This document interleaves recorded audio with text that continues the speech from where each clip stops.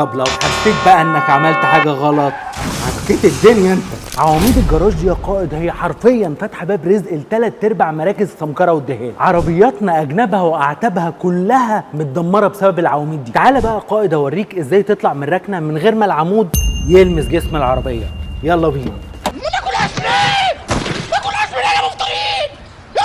انا دلوقتي عايز اخرج بالعربيه من الركنه بتاعتها في اتجاه العمود.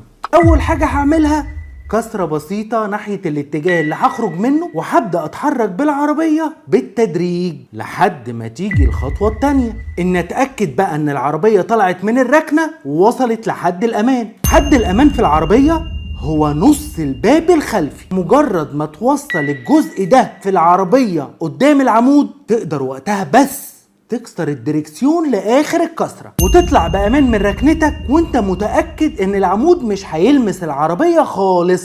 الخطوه الثالثه هي المتابعه في المرايه وانت طالع بالعربيه. هتبص في المرايه وتتاكد ان العربيه مش هتحك في العمود. طب لو حسيت بقى انك عملت حاجه غلط، عكيت الدنيا انت. هترجع الكسرة تاني وتخلي العجل في الوضع المعدول بتاعه، تتحرك بالعربية قدام شوية عشان تتفادى الخطأ بتاعك، وترجع تكسر تاني وتخرج بأمان من الركنة. وبكده يا قائد اكون علمتك ازاي تطلع من الباكية بتاعت الجراج من غير ما العمود يعلم عليك. انا محمد ابراهيم، مدير اكاديمية الاوائل لتعليم قيادة السيارات، وبنتمنى لكم السلامة في طريقكم. سلام يا قائد.